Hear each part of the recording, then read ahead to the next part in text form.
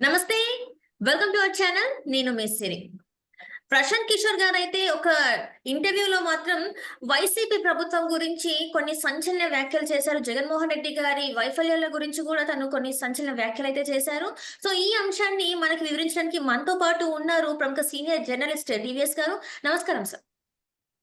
నమస్తే సార్. ఇప్పుడు చూస్తున్నట్టయితే ప్రశాంత్ కిషోర్ గారు ఒక ఇంటర్వ్యూలో రవిప్రకాష్ గారి ఇంటర్వ్యూలో అయితే కొన్ని సంచలన వ్యాఖ్యలు చేశారు. అంటే జగన్మోహన్ రెడ్డి గారి గురించి కావచ్చు, వైసీపీ పార్టీ గురించే కావచ్చు. అంటే గతంలో కూడా తను చెప్పడం జరిగింది అనేక ఇంటర్వ్యూలో, ఈసారి వైసీపీ చిత్తుగా ఓడిపోతుంది, దానికి అనేక కారణాలు అని చెప్పేసి. అండ్ ఇప్పుడు రీసెంట్ గా ఇచ్చిన ఈ ఇంటర్వ్యూలో కూడా తను అదే మాట చెప్తున్నాడు. ఇందుకు అసలు ఎందుకు ఇన్ని కారణాలు ఆయన అంత గట్టిగా చెప్తున్నారు సార్?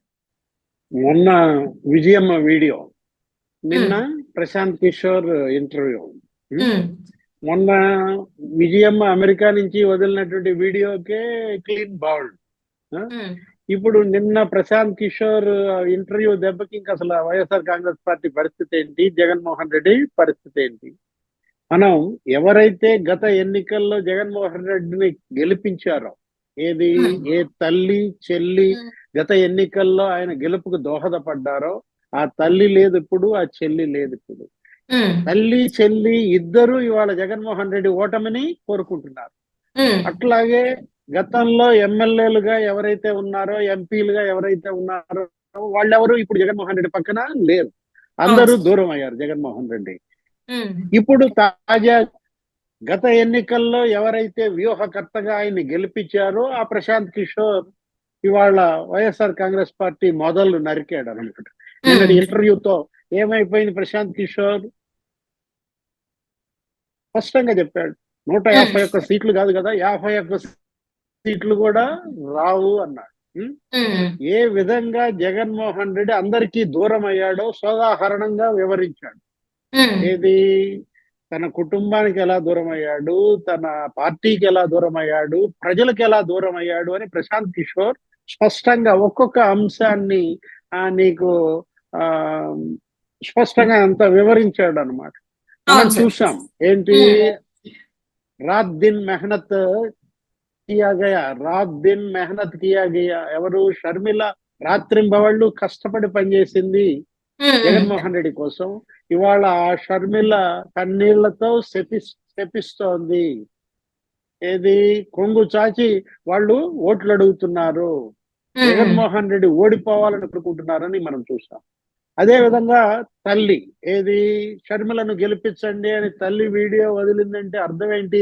జగన్ అభ్యర్థి అవినాష్ రెడ్డిని ఓడించండి, జగన్మోహన్ రెడ్డి పార్టీని ఓడించండి, వైఎస్ఆర్ కాంగ్రెస్ పార్టీని ఓడించండి అని పిలిపించింది ఎవరు? తల్లి. తల్లి విజయమే. ఎవరి ఓటమిని కోరుకుంటుంది? వైసీపీ ఓటమిని కోరుకుంటుంది అనమాట. దానికి ఇప్పుడు మరి తల్లిని కూడా చంద్రబాబు స్క్రిప్ట్ పంపాడంటాడా?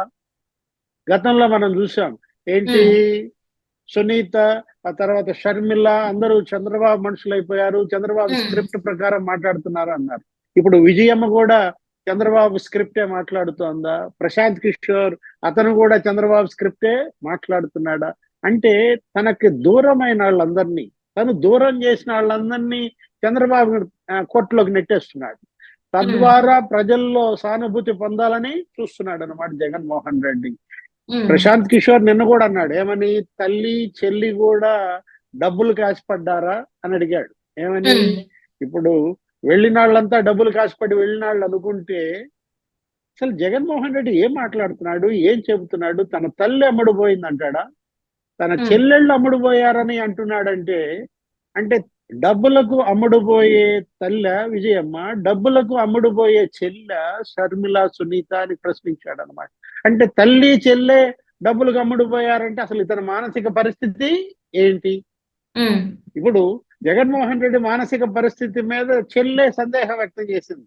ఏంటి, మా అన్నయ్య అసలు మానసిక పరిస్థితి సరిగ్గా లేదు అని అద్దం కూడా పంపింది. అద్దం చూసుకోరా నాయన, ఎవరు కనపడతారో, నువ్వు కనపడతావా చంద్రబాబు కనపడతావా అంటూ అతని మానసిక పరిస్థితి మీద సందేహాలు వ్యక్తం చేసింది అనమాట.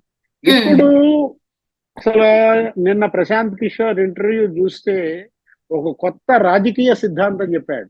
ఏంటి? లీడర్ ప్రొవైడర్ అన్నాడు. జగన్మోహన్ రెడ్డి లీడర్ కాదు, ప్రొవైడర్ అని చెప్పాడు అనమాట. అంటే ఎలక్టెడ్ లీడర్ గా అతను బిహేవ్ చేయటం లేదు. అతను ఏదో ఒక రాజుగా బిహేవ్ చేస్తున్నాడు, తనను తాను ఒక కింగ్ అనుకుంటున్నాడు. ఇది డెమోక్రసీ, ఇది ప్రజాస్వామ్యం. ఇక్కడ కింగ్స్ లేరు, ఇక్కడ ఉండేది ఎవరు? ఇక్కడ ఎలక్టెడ్ లీడర్స్ ఉండేది. ప్రొవైడర్ గా మారాడు అంటే అదొక పెద్ద సిద్ధాంతమే ఇచ్చాడు. ఎవరు? ప్రశాంత్ కిషోర్. అంటే ఏంటి? నేనేదో మీరు అడిగితే నేను ఇస్తాను, మీరు అడుక్కునేవాళ్ళు నేను ఇచ్చేవాడిని, ఇట్లా ప్రజలని చిన్న చూపు చూస్తున్నాడు. తనను ఓట్లేసి గెలిపించినటువంటి ప్రజల్ని చిన్న చూపు చూస్తున్నాడు అంటూ ప్రశాంత్ కిషోర్ ధ్వజమెత్తాడు అనమాట. ఏది 151 సీట్లు కాదు కదా, 51 సీట్లు వస్తే గొప్ప అని చెప్పాడు. ఏడాదిన్నర క్రితమే ప్రశాంత్ కిషోర్ హెచ్చరించాడంట. ఢిల్లీలో ప్రశాంత్ కిషోర్ ని కలవటానికి జగన్మోహన్ రెడ్డి వెళ్తే, జగన్మోహన్ రెడ్డి పోయినసారి కన్నా నాకు ఎక్కువ మెజారిటీ వస్తుంది, full sweep, war one side, 155 వస్తాయి అని చెప్పాడంట. 155 కాదు, నీకు 151లో 51 వస్తే గొప్ప అన్నాడు. అంటే ఏడాదిన్నర క్రితమే హెచ్చరించిన ఇంకా జగన్మోహన్ రెడ్డి అతని తలపొగరు దిగలేదని, కళ్ళు నెత్తికెక్కొచ్చాయనేది మనకి ఇక్కడ కనపడుతోంది అనమాట. ఇప్పుడు ఇవాళ అతను ఇచ్చినటువంటి ఈ ఇంటర్వ్యూ కూడా ప్రజలకు ఎలా దూరం అయ్యాడు, అహంకారం ఎలా పెరిగిపోయింది. ఏది? తను ఎలక్టెడ్ లీడర్ కాదని ఒక ప్రొవైడర్ గా అనుకుంటున్నాడు, తను ఒక రాజు అనుకుంటున్నాడు. అంటే ఏంటి? ఇంకా కళ్ళు ఎంత నెత్తికి వచ్చాయి. మనం చూసాం తెలంగాణలో కేసీఆర్ పరిస్థితి. ఏది? ఏ విధంగా ఆయన అహంకారంగా వ్యవహరించారో, అతను ఎలా ఓడిపోయాడో మనం చూసాం. వాళ్ళు కూడా ఇట్లాగే చెప్పారు. ఏమని? మాకు 90 సీట్లు వస్తాయి, 117లో 110 మేమే కొడతాం, మేమే గెలుస్తామని అంటే కేసీఆర్ ఎంతకు పడిపోయాడు? 39కి పడిపోయాడు. ప్రజలు చాలా తెలివిగలవాళ్ళు. ప్రజలు చాలా తెలివిగలవాళ్ళు. దేన్నైనా సహిస్తారు గాని పొగరుని సహించరు, అహంభావిని సహించరు అన్నమాట. ఎందుకోసం కేసీఆర్ ఓడించారు? ప్రజలకు ఆయన దూరం అయ్యాడు, ప్రజలకు అందుబాటులో లేకుండా పోయాడు, ఫామ్ హౌస్ కే పరిమితం అయ్యాడు, ప్రగతి భవన్ కే పరిమితం అయిపోయాడు. ఎప్పుడైతే ప్రజలను కలవలేదో అప్పుడే పతనం. జగన్మోహన్ రెడ్డి కూడా కేసీఆర్ తానులో ముక్కయ్యనమాట. ఏంటి? అతను జనానికి దూరం అయ్యాడు, పరదాల్లో తిరగటం బిగించేశాడు, స్పెషల్ ఫ్లైట్లలో హెలికాప్టర్లలో తిరగటం పరిమితం అయ్యాడు.